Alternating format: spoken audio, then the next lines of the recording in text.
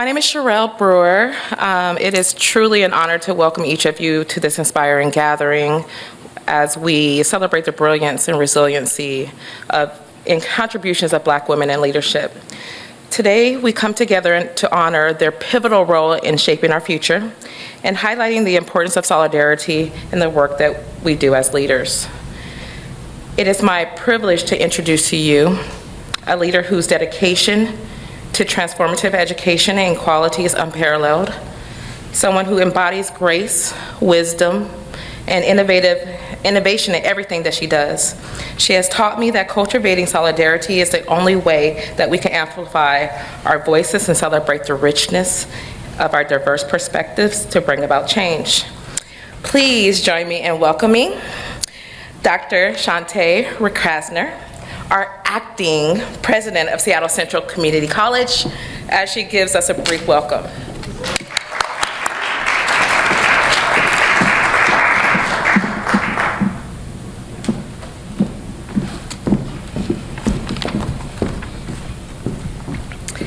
Good morning and welcome.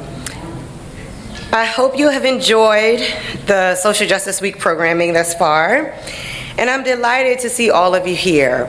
I have to thank our Office of Access, Community, and Opportunity and their efforts, Associate Vice Chancellor DeAndre Fisher, and our Interim Director, Kisa O'Quinn. This week follows the day of celebration of the life and leadership of Reverend Dr. Martin Luther King Jr. On that same day, this country was ushered into an era of political leadership and an outlook for 2025 that is disconcerting at best. Thus, I feel compelled to elevate some words from Dr. King's letter from a Birmingham jail. These might be unexpected words. Dr. King wrote, "Shallow understanding from people of goodwill is more frustrating than absolute understanding from people of ill will." He continues and says, "More and more, I feel people of ill will have used time much more effectively than people of goodwill." In my spirit of spoken word, I'm gonna rewind that, and I'm gonna say that one more time. Shallow understanding from people of goodwill is more frustrating than absolute understanding from people of ill will. He continues and says, "More and more, I feel people of ill will have used time much more effectively than people of goodwill." We at Seattle Central College are a community of people of goodwill. Now is the time for us to act as people of goodwill, to be smart and strategic in our efforts to protect, elevate, and honor our community. Our community is stronger because we celebrate diversity. We are made stronger by immigrants. We are made stronger by gender fluid and trans people. We are made stronger by mothers, other mothers, and women who have made decisions in honor of bodily autonomy. We are stronger because of the Black freedom movement. And I am so grateful that Dr. Derrick Brooms is here to accentuate that point. I now invite Dr. Kimberly McCrae to this podium for a more deserving introduction for Dr. Brooms. And I thank you all for being here. Please continue to advance goodwill in our beloved community. Thank you. Greetings all. As we reflect on the ongoing critical work of addressing anti-Blackness, anti-racism, equity, and inclusion, I am reminded of the profound words that Dr. Brooms shared with us when he inspired us all to be here today and to do this work. Dr. Brooms and his leadership was instrumental in the shaping of the Black Solidarity Framework, the framework that redefines what it means to thrive in the educational space for Black people. During Dr. Brooms' keynote address at our professional development, I forget what year, Dr. Brooms reminded us that this work is not just a duty, it is a calling. His wisdom, leadership, continue to serve as a guiding light for us all, who strive to build a more just and inclusive society. With that being said, Dr. Derrick Brooms, Executive Director of Black Men's Research Institute at Morehouse College. He's a professor of sociology, Africana studies, and Black education. He's a scholar, he's an activist, he's a youth worker, he's a senior research associate. Dr. Brooms' extensive work includes impactful writings and books such as Empowering Black Men of Color on Campus, Building Student Community in Higher Education, Living Racism Through the Barrel of the Book, and Being Black, Being Male on Campus, just to name a few. It is my high honor to have Dr. Brooms with us today. Please join me in welcoming him as an enduring symbol of excellence and transformation.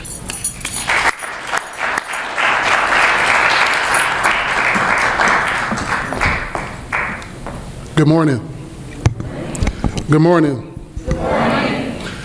Thank you all for being here today. I'm going to say a few words. I've got a heavy heart and a lifted heart. One of the things one of my grandmothers taught me is that, whenever you get an invitation, it's the blessing, right? So I don't take it lightly that people invite you into their space, not just to talk, but to be in community and do the collective work. So I want to give thanks to Dr. Rakasner and her administrative team for their leadership, and a special thanks to, where'd she go? I know, I was looking for Sherelle. Okay, there you are. You were sitting there first. Sherelle Brewer, and of course, Dr. Kimberly McCrae for reaching out and inviting me to consider coming and contributing to the collective work that they're doing here at Seattle Central, both in the memory and the spirit of Dr. King, but also for Social Justice Week. So I want to dedicate this. I'm going to get started. I want to dedicate this. I'm going to go about 40 minutes. I should time myself because I'm going to get excited. I probably stumble over a few words. You'll time me? Okay, I'm going to leave it here for myself too. I might stumble over a few words. I might take some unintended pauses. Part of that is because this work is near and dear to me. As you heard Dr. McCrae share, my professional title is Executive Director of the Black Men's Research Institute. I have 4 daughters, right? I have 4 daughters. So the work that I do, all of it, is intended to make this space a better place for them, all right? And so my focus on Black women is very much intentional. This is work that I share with my kids. I always think about as a parent, you're your kid's first teacher. And so this is part of the things that I do to teach my children to learn not only who they are, but whose they are, right? And so to me, this is the work. So I'm going to go ahead and get started here. I'm going to do a little bit of engagement as well, try to make sure that you all are not just sitting there. So I'm going to start off, I'm going to ask you 2 questions. Right. The first one is, what comes to mind when you think of Black women in the civil rights movement? That's the first one. And then the second one is, what images are there about Black women's roles in the civil rights movement that you might remember? And if you feel like it, you feel up to it, I just created a QR code, so if you want to just scan that, it'll take you to a Google form. It's 2 questions, no tricks to it. If you don't want to do that, of course, you're not obliged to do so. But I'm just going to give you about 1 minute, right? It's about 30 seconds on each one of those, not intended to be exhaustive, but to share out or think about and write a response to these 2 questions, right? What comes to mind when you think about Black women in the civil rights movement, kind of very broad and general, and then what are some of the images that you think about when you think about the potential roles that Black women play? So take about 1 minute for that.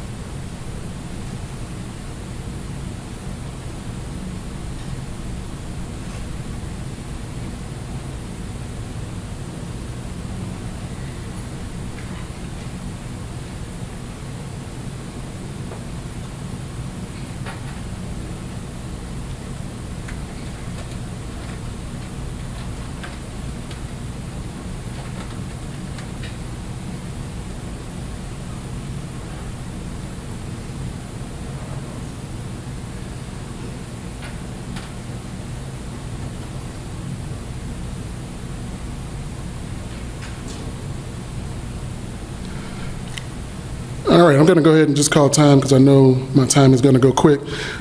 Maybe a few folks can share out, 1 or 2 people. What are some images of black women in the civil rights movement?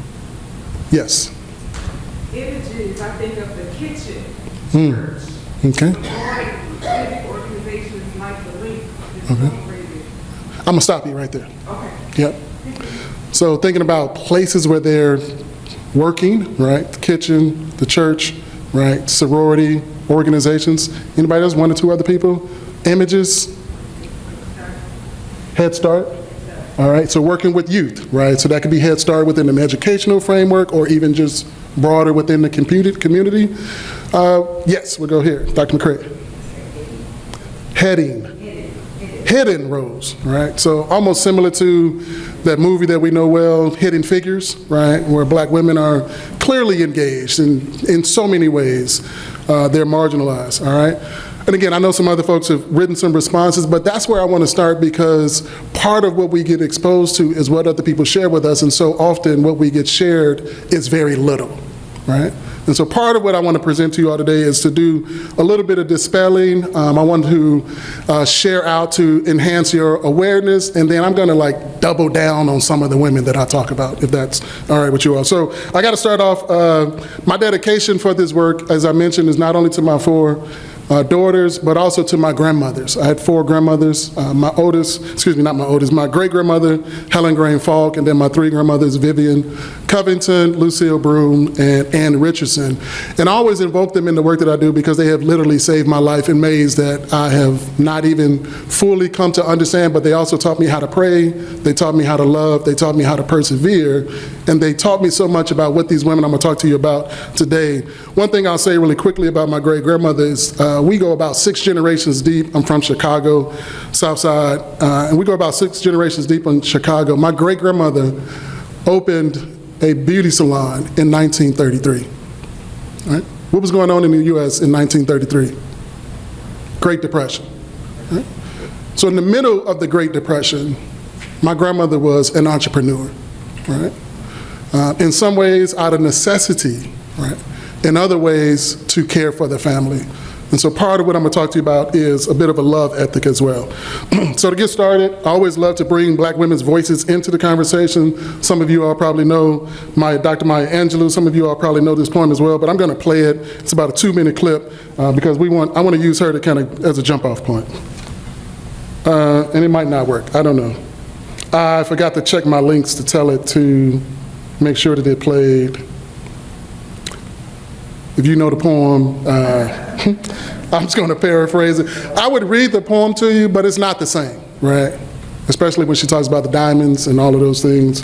But I'll go ahead and skip it, and I'll say this about the poem. So this poem was written in the late 1970s, I believe, early 1970s, and it's called Still I Rise. I argue that even as she uses the I pronoun, what Dr. Maya Angelou is talking about is us and we. Right? And so part of what I want to share with you all is this collective testimony of perseverance. Still I rise regardless of the obstacles that I may face, regardless of the narratives that you might use, right, to denigrate my character, my contributions, the ways in which I engage. So I think about what she offers in this poem as a collective testimony, not only of the women and the elders and the ancestors in my life and in my family, but also the collective family as well. So I'm going to use this phrase, until everybody's free, right? And what I really focus in on is black women's freedom work, right? And in particular, I want to frame this in 2 different ways. One is through black feminisms, plural, and then also what I'm calling a communal leadership. And I'll share a little bit more about that as we go along. So I'll start off with some of the pioneers. This is just a few of many, many, many. And I've got 4 women here: Josephine St. Pierre Ruffin, Anna Julia Cooper, Ida B. Wells Barnett, and Mary Church Terrell. It would not surprise me if I were to start asking you questions about these women if you didn't know a whole lot about them. Overwhelmingly, what we know is that there are ways in which black history has always been a problem in this country, right? And so because black history is a problem, and I'm thinking about this 2021 book that Colin Kaepernick edited along with a couple of scholars, says that the title of that book is Black History Has Always Been Contraband, right? And so I used to work in the state of Tennessee. Tennessee is one of several states that ban and limit some of the teaching of Black history and aspects of Black life in this country. So therefore, Black life is always, right, in precarious ways existing or trying to exist in this country, fettered about through social institutions. So I would not be surprised if you didn't know these women or did not know very much about them. I'm going to be really quick, but I want to use them as set in the context. So Josephine St. Pierre Ruffin, she was born in Boston, Massachusetts. She's an anti-slavery activist. She's a women's suffrage advocate, and she was very much involved in the women's clubs during the mid to late 1900s. The other three women, Anna Julia Cooper, Ida B. Wells Barnett, and Mary Church Terrell, all three were born into slavery. Right? So they have a particular orientation for how they think about doing their freedom work. Anna Julia Cooper is an intellectual, a social theorist, a critical, cultural critic, an intellectual. She was principal of the M Street School in Washington, D.C., now known as Dunbar High School, where if you go and look at the history of Dunbar High School, some of the most well-known intellectuals came out of the M Street School, or now Dunbar High School. She was criticized, her curriculum on focusing on higher education was criticized by Booker T. Washington. So if you know anything about Booker T. Washington, W. Du Bois, there's this ongoing tension where Du Bois is focusing on higher education and Booker T. Washington is saying we ought to focus on vocational education, and what gets sidelined is Anna Julia Cooper is in that same conversation, right? Her 1892 book, Voice from the South from a Black Woman of the South, is considered as one of the earliest testimonies and manifestos of Black feminism, where she talks about what does it mean to be a Black woman in this country where you're relegated to second, or we might even say third-class citizenship. I'll mention very briefly about Ida B. Wells Barnett. She was the anti-lynching campaign, women's rights advocate, another individual we can talk about as a Black, early pioneering Black feminist. Ida B. Wells Barnett owned two different newspapers based out of Memphis, Tennessee. Three things I want to tell you about Ida B. Wells Barnett. Number one is that most of her work operated at a time when Black folks could be punished by lynchings, right? For a variety of reasons, and these were getting written up and put in the paper, such and such, typically a Black man overwhelmingly, for some alleged, supposed, suggested, quote-unquote crime, was rendered a fatal fate of a lynching. Ida B. Wells would go to those places and do her own interviewing and reporting, right? So she is working to correct the record of what has transpired. Right? So I just want you to think about this. So this is in the 1880s and the 1890s. A Black woman is traveling throughout the South to say, we need somebody to investigate these reportings of impropriety and criminality, and if it is inaccurate, in some cases it was accurate, but if it is inaccurate, we need to set the record straight. So we think about the work that we can do. We need some truth tellers, right? We need some truth tellers. Lastly, Mary Church Terrell was, again, engaged in civil rights battles, if you will, women's suffrage, et cetera. All four of these women were parts of women's clubs and women's club movement in the late 1890s. Before I say that, Ida B. Wells Barnett wrote two books. One of those was called The Red Record, where she wrote about the history of lynching in the U.S. So if you were to go to if you were to go to Montgomery, Alabama, you can see some of that legacy continue today, where they have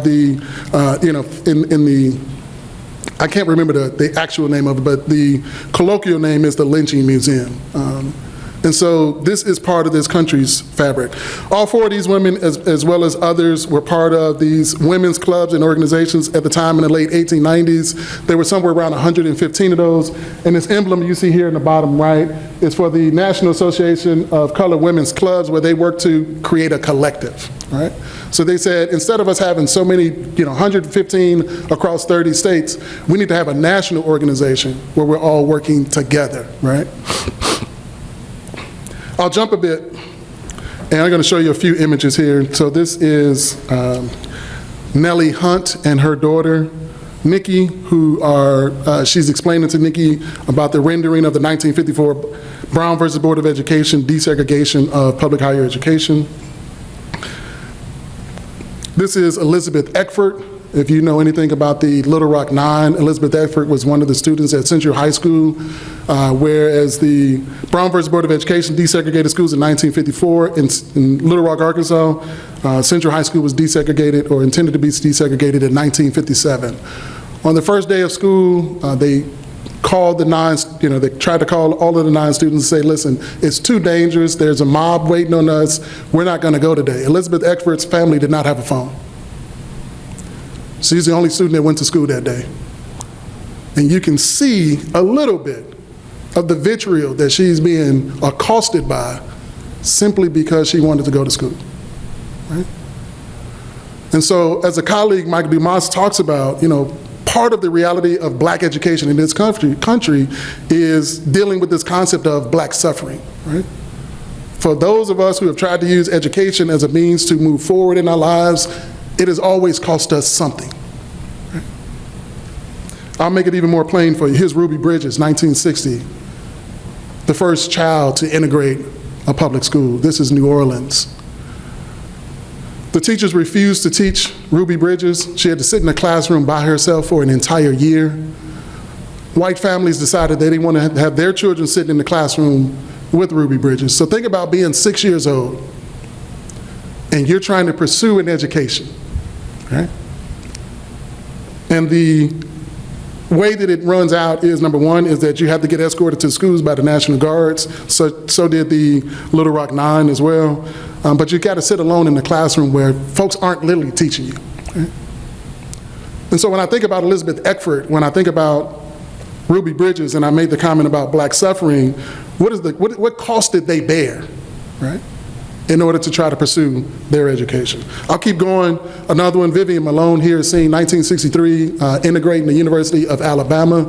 If you recall, Bull Connor, right, segregation now, segregation tomorrow, segregation forever, right? And so again, you can see she's being escorted by U.S. Marshals. And then a couple of other, 2 different pictures here. This is, anybody know this picture? Anybody know? Make sure y'all not falling asleep. What's this picture from? I hear ya. 1963, March on Washington, right? And why is the March on Washington important in talking about black women in the freedom movement? Number one is because another issue that we face in this country is sexism, okay? Sexism. And so as they did all of this convening to coordinate what was going to transpire on the March on Washington, in August 1963, there was no women scheduled to speak on that day, right? So all these black women you were talking about in the kitchen, teaching the youth, in the church, right? If you can see, just to Dr. King's left, the woman with the hat on looking at him, that's Dorothy Height, right? Dorothy Height was one of the main organizers of the March on Washington, right? She's marginalized. The compromise, interestingly, was that the woman sitting here with the other hat on right next, 2 people away, that's Mahalia Jackson, right? And so the compromise was, well, we're not going to change the program to let a woman speak. I'm not using the exact language, but that's how I feel about it over a half century later.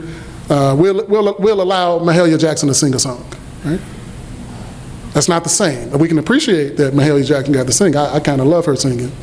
But it's not the same to say that the people who are fighting for freedom, some kind of way, in the representation of it, seems to be only men. So other people like James Foreman, who was with Congress on Racial Equality, John Lewis with SNCC, other people got to speak that day, but black women were, even in their critical roles in orchestrating and bringing things together, they were also on the sideline. You can barely see her, but there's Coretta Scott King sitting right behind. So I'll keep going. One more picture here. Oh, 2 more. This is the 4 little girls, and I always write their names down because I never want to say their names and not say their names. Addie Mae Collins, Denise McNair, Carol Robertson, and Cynthia Wesley. Cynthia Wesley was 11 years old. The other 3 were 14 years old. So 18 days after the March on Washington, 16th Street Baptist Church in Birmingham, Alabama was bombed, and these 4 girls lost their lives, right, in Sunday school. Addie Mae Collins' sister, Sarah, was also impacted by the blast. She did not die, but she lost her right eye, right? And so these are the children, right? These are the children who are intended to suffer in a number of different ways. This is a picture of the Selma Montgomery March, so from Selma to Montgomery. You can see in the overalls, one of my favorite people, Stokely Carmichael there. Right. Later changed his name to Kwame Ture. He was the leader of SNCC. You can see Coretta Scott King, and I wanted to just show this picture so you can see, like, Coretta wasn't, they had kids, she's mothering, but she's also mothering in the movement as well, right? I'll say more about Coretta in a little bit. And then a final picture, because somebody said this, and it just happens to go that way. I think you might have mentioned churches. Somebody said churches. Black women were in the churches. If you were to do a bit of studying about the 1940s, 1950s, 1960s, you'll find that black women were in the church, not simply for the reading of the scripture, right? But this was the meeting place, right? This was the gathering place. So that when things had to get done, we just do it either before church, during church, after church, because we know we're going to see everybody at church, right? And so the church, throughout the 20th century, was a critical space for black organizing, right? And we're talking about black organizing. I mean, I've looked at this picture probably about 50 times, and like you playing spades, I think I got like 2 and a possible men that I can identify, right? Overwhelmingly, these are women, right? So we're talking about people doing organizing through the church. It's clearly got to be the women, right? It's clearly got to be. So I asked you a question about the civil rights movement. My talk is about the Black freedom movement, and part of that is because the civil rights movement overwhelmingly is limited to 1954 to 1968, and in doing so, it is ahistorical, and it does not provide you with the context to understand all of the ways that what we saw in the 1950s and the 1960s and beyond is building off of the groundbreaking work that folks did well before that, right? It also means that people like, I'm not gonna go through this whole thing. I wanted to give you more information, but then I was cautious because then it would have been like 6-point font, you wouldn't have been able to see it, then it would have been useless. And this is not intended to be exhaustive. But if we were to go to the typical 1954 to 1968, there's only pretty much 3 or 4 organizations that we're even talking about as it relates to the Southern Christian Leadership Council, Student Nonviolent Coordinator Committee, Congress on Racial Equality, and potentially COFA, was the Council on Federated Organizations, which was started in Mississippi. Otherwise, we miss things like the Nation of Islam, right, that was founded in the 1930s. The Black Panther Party, right, in 1966 being founded. And so if we limit it to 1954 to 1968, what is considered as these mainstream organizations, there's a whole lot of people that gets left out of the picture who were contributing to the collective efforts. I'll say a few things here. You'll see in the top left, 1900s, ongoing anti-lynching campaigns. I just want to pay homage again to Ida B. Wells and the critical folks who were doing that work. You see Boston Guardian, Chicago Defender, Pittsburgh Courier, and The Crisis. These are black newspapers and periodicals. Of course, there were some that were founded before the 1900s, but I just wanted to point out that black folks are still creating institutions and creating ways and thoroughfares to continue to do the work and not necessarily relying and waiting on other people. You see the NAACP was founded. The more famous person that's connected to the NAACP is the renowned sociologist scholar W.E.B. Du Bois, but Mary Church Terrell was part of that as well. Ida B. Wells was part of that as well, and two other women. And so we just kind of lose some of those things. The Great Migration in the 1910s, of course, that extends to the 1970s, and this is where we're talking about that geographic shifting of where black folks are located in this country, right? Moving from the Deep South to the Mid-South to northern cities, but of course also to the West Coast and the Pacific Northwest as well. I'm a teacher. I used to teach history for about a decade. You see I got color-coded. Make it easy for my kids to read. So the green is just simply when something was established and founded. The red is these unfortunate incidents when black folks were, met some fatal violence, such as the Tulsa Race Massacre. And as I mentioned, everything could not fit here. I want to just point out a couple of other things really quickly. When you see in 1953, the Baton Rouge bus boycott, I just want to point that out because it's not the first time, Montgomery is not the first time black folks are boycotting buses, right? If I wanted to, I can take you all the way back to the 1800s when it might have been Ida B. Wells. Now I'm blanking on it. 1881, Ida B. Wells, I believe it was, sued a train company for segregation. So we're talking about 70 years before Rosa Parks. Just to make that point. I'm not nullifying Rosa Parks. We just got to, we got to resist these oversimplified narratives. I put Emmett Till on here primarily because of his mother, Mamie Till, right? I told y'all I'm from Chicago. It's gonna be a couple of Chicago references here. This is one. But Mamie Till decided to have an open casket funeral, right? To let people know this is what racism does, right? It not only contorts us and we gotta navigate this kind of black tax and all these various ways of anti-blackness, but it also disfigures us as well, right? Both in life and in death. I also wanted to point out right there in 55 and 56, the African decolonization movement, which of course goes into the 1980s.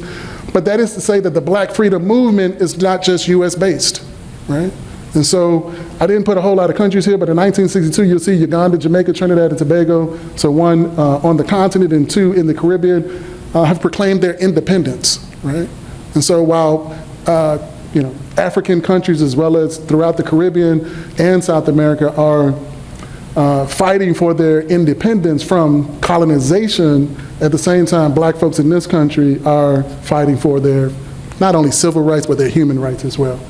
I'm happy to come back to this in Q&A. There's so much I want to say about it. I don't want to spend too much time here because that'll take away from some of the time I want to get to some other things. The last thing I want to point out, two things I want to point out is, right here in green, 1968, you see the NDWUA, that's the National Domestic Workers Union Association, founded by Amelia Boynton, who was a domestic worker. She shared that in the 1960s, she could work a 60-hour week and get paid $3 a day. Right? I want you to understand, right? These severe conditions. If I'm working 60 hours out of my home in somebody else's home, then who's taking care of my kids, right? So it cost black women a whole lot, even when they were trying to provide economically for their family. And I want to be real clear, mothering is leadership. I just want to point that out in case anybody was confused. There's clearly a gap here between 1968 and 2013. There's a whole bunch of stuff that happened. I just ran out of space. But I point to the Black Lives Matter movement primarily because this work continues. So I talked about the 4 pioneer women started in the 1890s, establishing organizations. You see organizations that continue to be established throughout the 20th century. And here in the 21st century, black women are still at the vanguard of creating organizations to ensure that black life is valued, et cetera, et cetera. And I would be remiss if I didn't make some kind of reference to the Reverend Dr. Martin Luther King. I want to make sure I say this. My wife is amazing in so many ways. She was a higher education student affairs professional for about 13, 14 years. And for the last 10 years, she has been working in theology, right? And so when I think about any of the work that I do, I always think about my wife and the conversations that we have. And one of the things we talk about is that so often, sometimes he's referred to as Dr. Martin Luther King, but he's Reverend Dr. Martin Luther King, right? His spirituality was at the core of all that he did, right? And Dr. Rakasner referenced Where Do We Go From Here, his last book that he wrote. There were several others that came out that was published after his assassination. But if you had a choice to read anything from Dr. Martin Luther King, I would encourage you to read the 1968 book, Where Do We Go From Here, Chaos or Community, right? Part of what he's getting at, and part of what this is the connecting point, is that in his last chapter where he talks about the World House, which is also another way to talk about the beloved community that we need to build, part of what he goes is centered from this brief quote that I have here that says that whatever affects one directly affects all indirectly, right? Not only are our successes connected, but the challenges that we face are equally yoked as well, right? And so if we're not willing to care for one another, we're actually creating conditions for our own demise, right? All right, I'm gonna leave Dr. King alone. I'll come back to him if y'all want me to. So I'm gonna get into some black women's work. So this is Audre Lorde, the poet, the essayist, the writer, the activist. Without community, there is no liberation, right? I don't think we can say it any plainer than that, right? That if we're trying to be free, and I talked about black women and freedom work, if we're trying to be free, it has to come out of the collective, right? It is actually fool's gold, if you will, for us to think individually we can accomplish these things. As mentioned, I'm going to come back to Dr. King. So I'm getting excited. I told you I'm going to get excited. So without community, there can be no liberation. So if you're talking about changing the conditions that we must face as a family, as a community, as a broader collective, we've got to do it together. Right? We've got to do it together. And I'm happy to say more a little bit later. I'm going to show you a couple of pictures here because I asked you about images that you might see. And here's a few images here. In the middle is the Freedom Rides. This is in Anniston, Alabama, where the bus was bombed. Of course, it affected all the riders. And of course, I just want to point out there were, women on those buses as well. Top right here, you can see women, on the front line, picketing, demonstrations. Jim Crow must go, right? STC supporters segregated. This is a picture here of black women domestic workers, right? The two middle pictures, you see on the left middle picture is Coretta Scott King. She's talking to Reverend Fred Shuttlesworth. That's in Birmingham. They had just finished visiting Dr. King in jail. You remember Dr. King's 1963 letter from a Birmingham jail, right? They had just gone to visit him, and you can see that this is collective work. Coretta didn't go by herself, right? If we're talking about freedom work, we got to go together. Here's another image where, black women are clearly in the front line of this, where they're talking about, this was a demonstration for black nurses who were being underpaid and underappreciated, right? So Coretta Scott King is there as well. And then just really quickly on the bottom left, this is Amelia Boynton. One of the well-known pictures of the Summer to Montgomery March is John Lewis. I don't know if you all remember getting his head cracked open. I mean, he talked about this in several interviews. Amelia Boynton also was physically assaulted by police officers that day. And so you see there's two people trying to help her up so she doesn't get trampled, because the police also had horses that were running through the crowd, or not the crowd, running through the demonstrators. And so I'm very mindful. I'm not trying to show you gruesome images, but I want you to know that being on the front line, being active, costs black people in general, and it costs black women as well, right? And I want to say this, I'm going to say this. I was going to say a caveat. This is not a zero-sum game. It is not either black women or black men. What I'm suggesting in my presentation today is that overwhelmingly the default is to talk about black men, right? And that is, that misses the mark in so many ways, right? There's no way we can talk about any kind of movement, black movement in this country that didn't involve black women, right? I don't care what century or what decade you look at. Here's one of my favorite pictures. Anybody know this person? No, I know you don't. That's a joke. This is Gloria Richardson, 1963, part of the Cambridge, Maryland campaign. Gloria Richardson graduated from college in 1942. She ended up moving from Howard University. And she's from Maryland. She ended up moving back to Cambridge, Maryland.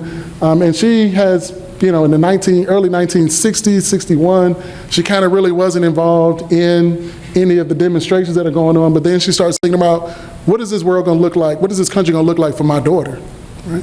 And so she's inspired to get involved, not necessarily for our own sake, but to think about, I'm trying to work to create a better space for my children and other children. And so in this particular picture, the National Guard was called. They were trying to, break up the demonstration. They came out with guns and bayonets. And you can see here, almost nonchalantly, like, man, you better get this up out my face, right? So black women are staring at some potential violence. And I'll jump it ahead.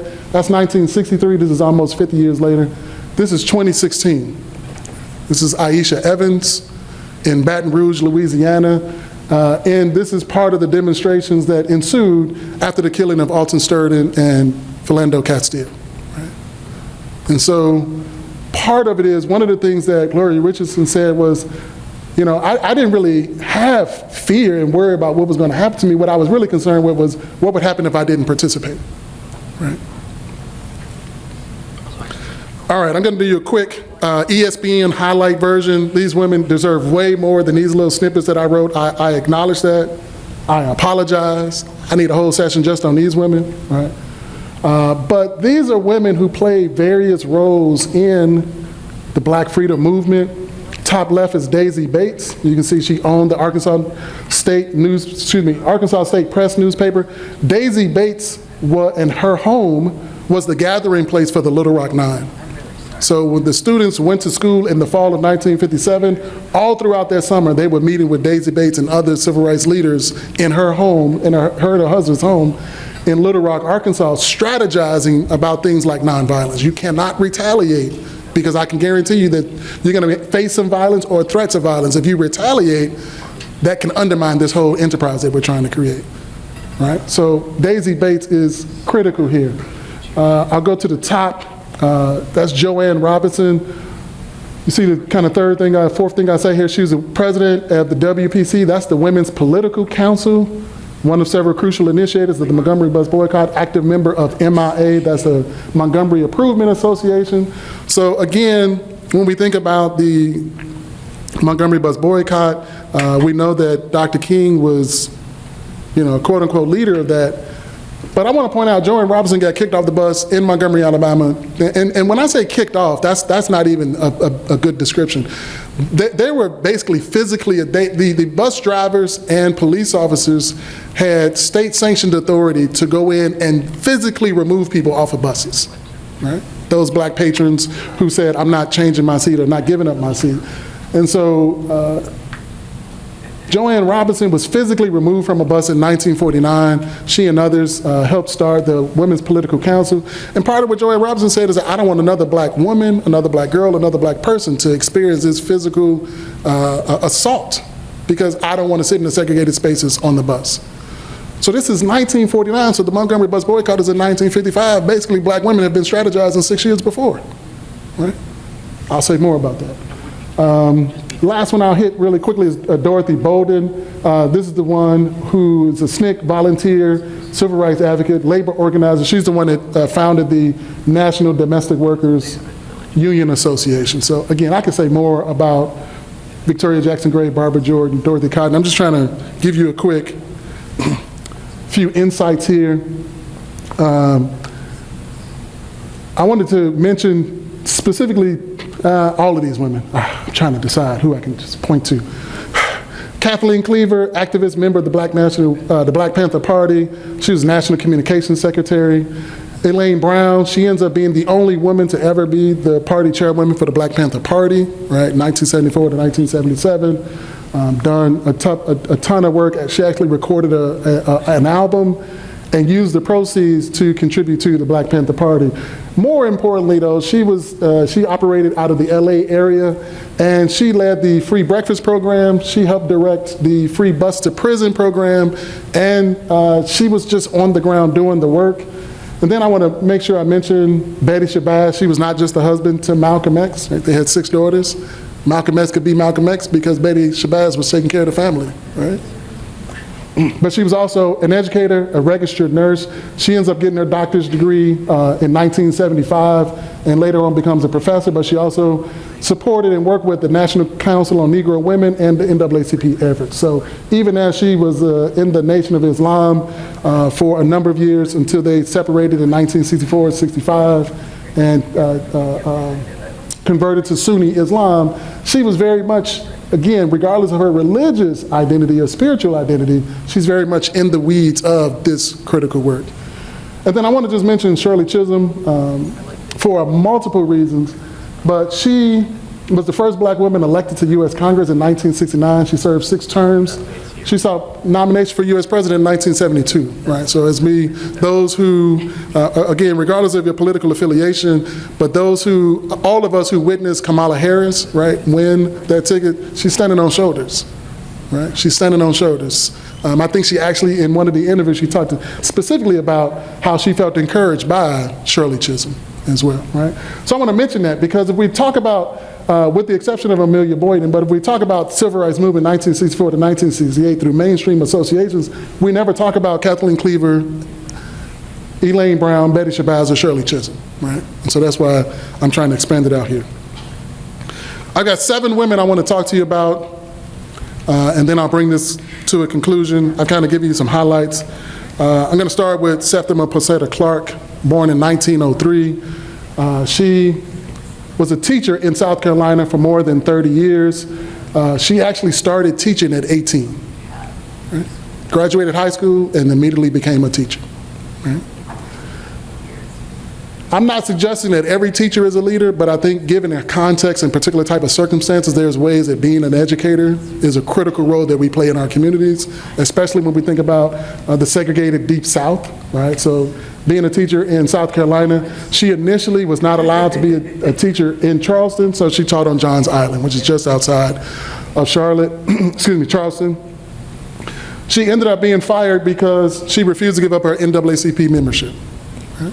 They told her, ultimatum, hey, you give up the membership, you can continue to be a teacher. She said, nah, you're not gonna tell me what to do, right? Shirley Chisholm, that's a great documentary about Shirley Chisholm who I was just talking about. It's called Unballed and Unbossed, right? I would argue that Seth McClark is of that same ilk. You're not gonna give me conditions on what I need to operate and how I need to operate. Oh man, I think I did it again. I got excited. Okay, it didn't freeze. I'm gonna keep on going. I don't know if this other screen. I'm gonna keep on going. So here's a quote. Before I do that. So you see here later on, she served as Director of Education in the Highlander Center in Tennessee from 56 to 61. She had been leading workshops before then, so in 1956 she gets this critical role. She served as the SCLC's Director of Education, and she established citizenship schools, and the main thing was one of the ways in which black people were disempowered from voting because they had to take literacy tests, right? And so what Seth McClark did said, well listen, if literacy tests is stopping us from being able to vote, then we need to engage in some adult literacy programs, right? That sounds like leading to me. I don't know about you all, right? You see here, I just thought you couldn't get people to register to vote until you teach them to read and write. And I was right, because they had these literacy tests. And so another quote here that I really want to point to is that the power of education lies in its ability to empower individuals and transform communities. So the way that she's conceptualizing the work that she's doing is both at the individual level to empower individuals so that we transform our communities. Right? This is what it is. All right, Ella Baker. I want to point to that she co-founded the Young Negroes Cooperative League in 1930, right? Just hold that date, 1930. So that when 4 men, college students from North Carolina A&T decide to do a sit-in on February 1st, 1960 at the Woolworth Lunch Counter in Greensboro, North Carolina, it activated a student movement, right? Now, on that timeline I showed you, 1960 was student sit-in movements initiated. In April of 1960, given the energy that the college students brought to this, Ella Baker helped create the Student Nonviolent Coordinating Committee, SNCC, in 1960. My point here, though, is that Ella Baker had been doing the work for 30 years, right? So when 1960 comes around, she says, I'm gonna help the students come together and push forward, because one of the things that some of the younger, I won't call them younger, some of the students, they were younger, but I'm not trying to label them that way, they didn't really like the waiting game of the SCLC and some of the other older generation folks. And students are like, nah, we want freedom now. When do you want it now, right? What do you want freedom? When do we want it now? And so the Student Nonviolent Coordinating Committee, Ella Baker founds this committee, and one of her leadership, one of the ways we think about her leadership is called a distributive leadership model, right? I don't have to be the figurehead, because if I empower all of the people, guess who's leading? All of the people, right? And again, I just got some quotes here, but I just want to point out that Ella Baker is doing the work. One of her other favorite quotes of mine that I have is, give light and people will find the ways. They say, how do you know this is going to work? No, we show people the light. They're going to understand the pathway to take in order to work towards freedom.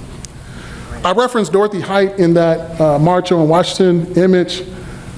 She was trained as a social worker. She served as president of the NCNW for 40 years. Just let that sit with you for a little while, right? She was the chief organizer of the 1963 March on Washington. You can see later on, along with Gloria Steinem, Shirley Chisholm, Betty Friedan, and others, she helped found the National Women's Political Caucus in 1971. My point here is that these women are doing the work, right? They're doing the work. And I love this quote here, especially in this notion of community. The task at hand was far less about personal limelight than it was about collective struggle, right? I can sit my ego to the side, and I would even argue that one of the things we understand about masculinity is the desire to be in front and try to get all the credit, right? And my argument has always been, is just because you're in the front don't mean you lead it. Just mean you in the front, right? And what these women are showing us is that there are multiple ways in which one might not only get engaged, but multiple ways they may lead as well. All right, I'm gonna make sure y'all stand with me here. Be turning to wrap it up pretty soon. Who is this? Anybody know? I'm just making sure, because y'all didn't know who this was. I was worried, all right? So I got a question for you. Tell me something about Rosa Parks that has nothing to do with the Montgomery bus boycott. Yes. Yes. That's right. Yes. So one of the things, and there's been several books, it was just a new book that came out. One of the things we find out in the aftermath is Rosa Parks was critical about self-care, right? We can't be on the front line doing this work if we don't have our body and mind and spirit right, right? Anything else? Anybody know anything else? Yes.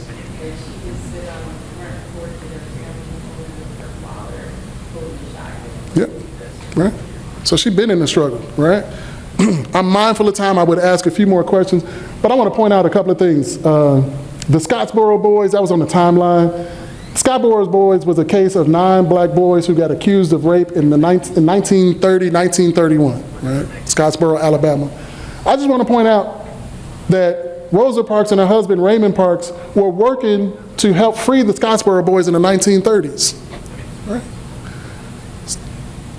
And then she joins the NAACP in 1943 and she becomes the field secretary, right? Anybody know what the NAACP field secretary did? They actually went and investigated things that happened to black people. Rosa Parks' charge was to go and investigate claims of domestic abuse or rape. So I just want to point out that before we even get to 1955, Rosa Parks has been doing this work for almost 3 decades, right? So when we hear that narrative, she was a tired old lady sitting on a bus, that's a lie, right? That's a lie, right? I'll say more about that in a second. Let me say a couple of things really quickly. So I also want to point to that she attended the Highlander Folk School in the summer of 1955. The bus boycott kicks off in December. So she had been politicized already, and she's in workshops in Highlander, the Highlanders in Tennessee, training to do more of the work, right? So that we get to 1955, Rosa Parks ain't confused about what she's signing up to do, right? This is, what was that word? Intentionality, right? She is intentionally. I want to say a couple of things real fast. She was not the only black woman who got physically removed from a bus that year, right? I talked to you a little bit about Joanne Robinson in 1949, but I could also point to Claudine Colvin, who was 15 years old at the time when she got taken off the bus. I could talk to you about Mary Louise Smith, who was physically removed from the bus, and I could talk to you about Aurelia Browder as well. In fact, the court case that ends up ending the bus boycott, Rosa Parks not even named in it, right? It's named after all of these other ones. This is my family that came out to see me, so thank y'all for coming out. Love you. Thank you. Yeah. So I want to say a couple of things, right? So Rosa Parks gets arrested on December the 1st. The bus boycott starts on December the 5th. I just want to point out, we're not talking about Twitter, we're not talking about IG, Blue Sky, LinkedIn, Facebook. So that means that black women in the church are running the print all weekend, right? To get flyers to then distribute to the churches to get folks to say, we're not gonna ride the bus. And they had planned for a one-day bus boycott. It lasted 381 days. Just asking y'all about commitment. What we committed to for 381 days in a row. Right? This other point, I just want to, just from a history standpoint, there were folks who created like a carpooling system, and I want to tell you about how real these systems are that we face. Montgomery bus was losing tons of money because black folks made up 70–80% of the ridership. They installed, created a carpooling system, and Montgomery passed a law that made carpooling illegal. I just want you to understand how systems transform to continue to oppress you, right?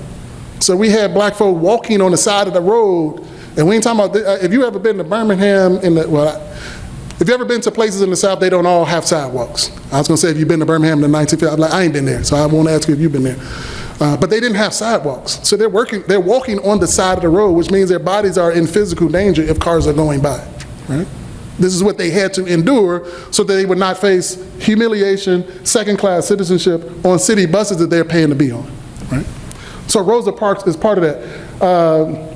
She was a seamstress. She gets fired from her job. Her husband gets fired from his job in 1956. So in 1957, they actually moved to the East Coast, and then the next year they moved to Detroit. And I just want to point out, she didn't engage in a bus boycott and then just retire, right? So she's in Detroit. John Conyers gets elected in 1986. She works for him for over a decade. Her husband, Raymond, had passed away, but she founds the Rosa and Raymond Parks Institute for Self-Development for Youth in 1987. So Rosa Parks is still doing the work 50 years after doing that work for the Scottsboro Boys, right? She's an OG in this, all right? All right, and again, you know, I wanted to share this quote because it has to be said. People always say I didn't give up my seat because I was tired, but that isn't true. No, the only tired I was tired of giving in, right? Lessons from our elders. I got 3 more women. I'm gonna do it really quickly because I know I'm right over time, and I apologize. I gotta just talk about Fannie Lou Hamer. She was a sharecropper in the Mississippi Delta, Sunflower County, Mississippi. She attended a SNCC rally where they talked about the importance of voting, being able to participate in the democratic political process. She attempted to vote in 1963. She was arrested and beaten so bad in jail that she had a permanent lip until the day she died, right?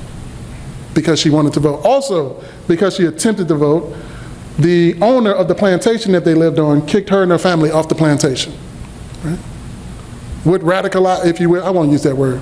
What inspired Fannie Lou Hamer to get involved is that she saw the very real effects that her freedom was tied to other people's willingness to set them free. And she said, no, I'm not going to do that. So she helped organize the Freedom Ballot Campaign. One of the narratives in Mississippi, particularly in the Delta, was that even if black folks had the right to vote, they wouldn't even vote.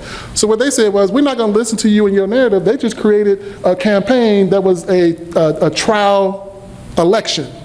And so they went around and passed out ballots throughout the area, and they found that, you know, somewhere up to 70% of black folks participated in the Freedom Ballot Campaign.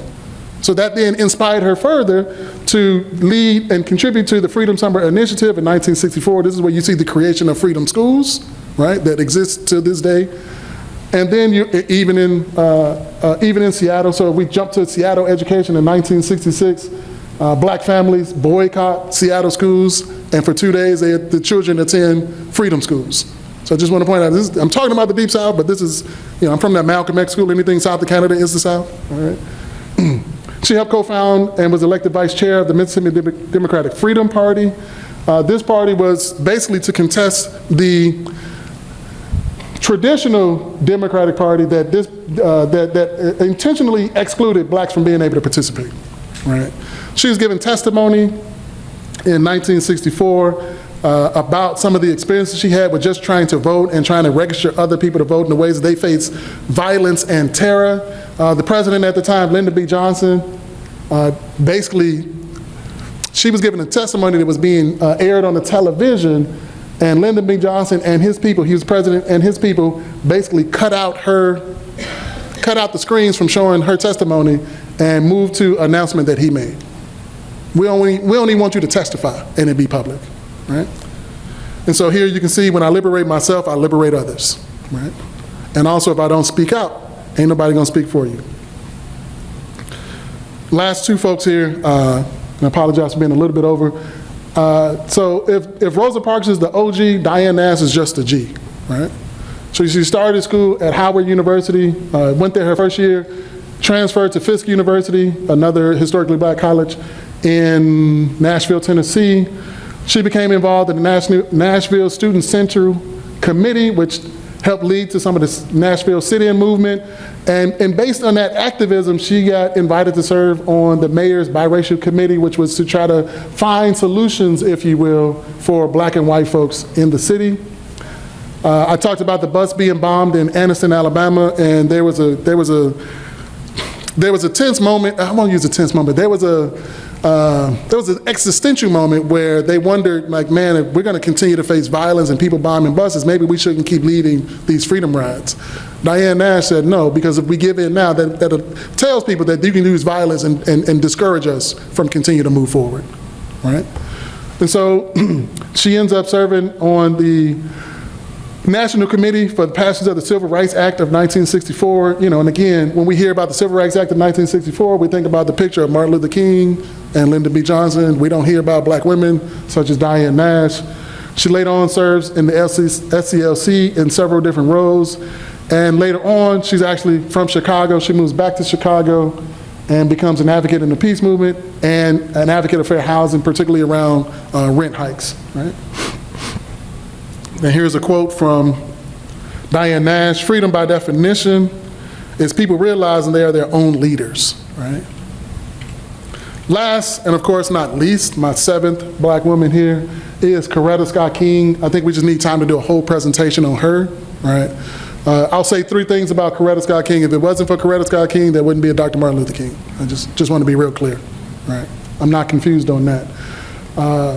The second thing is that if it wasn't for Coretta Scott King, we would not have a MLK national holiday, right? So in his, and after he was killed, she continued to do the work.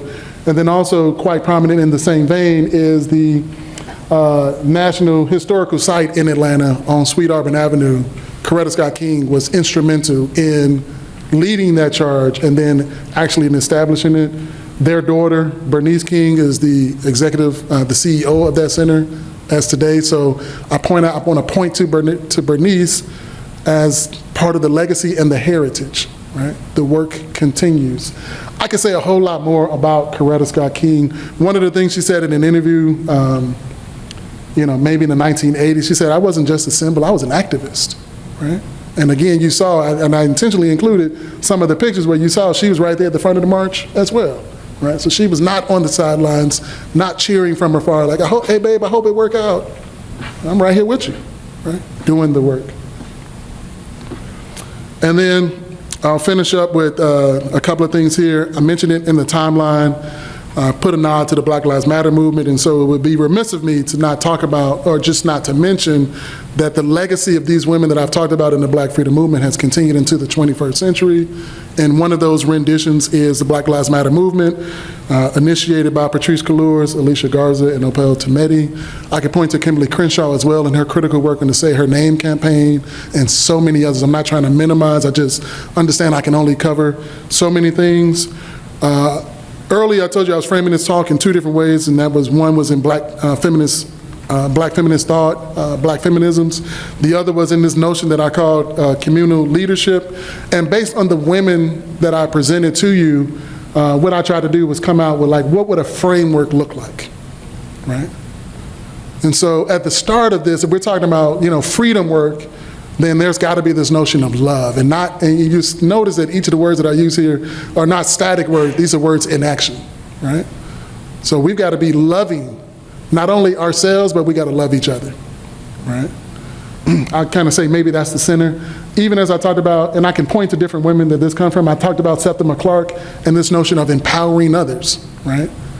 If I'm going to be engaged and trying to be engaged in this political process, I got to ensure that people are empowered and able to participate in full ways. They use a humanizing and people-centered perspective. Here, I'm particularly thinking about Fannie Lou Hamer. I mentioned she's from Sunflower County, Mississippi. She did not have any formal education, in terms of high school, and definitely didn't go to college. One of my favorite quotes, which is even funnier now because I work at Morehouse, she said, I don't care if you went to Morehouse or no house, right? What she's saying is your college degree don't save you, right? So we need college degrees, we need folks with college degrees, and of course she's talking about in the 1960s, but that don't separate you from the same people who are here to do the work. So this notion that we talked about all of these women meeting people where they are, right? And understanding what their needs might be based on their current circumstances and situations, and then trying to help them move forward. Building relationships and fostering collaborations. I mean, this goes all the way back to the early pioneers that I talked about in the 1890s, where they brought together the women's clubs, right? And we see this work continuing going forward. Even if I mentioned very briefly the Black Lives Matter movement, it spread to chapters across almost every state, right? So again, it's not a central, what we've learned from the past is we don't need a central figurehead, right? Because we know kind of some of the ways in which the state or the nation can respond to that. But then the last three, I mean, these are all kind of make sense. Sharing responsibility. So it's not one of our responsibility to lead, it's all of our responsibility. Investing in the collective, and then prioritizing collective success. So I just kind of identified these through the women that I shared with you, the various ways that they showed up and tried to lead for the community and the collective. I'll end you with this larger quote to pay homage to Fannie Lou Hamer one more time, because I told you the title of this talk is Until Everybody's Free, Black Women's Freedom, Communal Leadership, et cetera. So I'm borrowing from Fannie Lou Hamer as I'm thinking about the collective work that black women are doing. Thank you all very much. I appreciate your attention and appreciate you letting me share.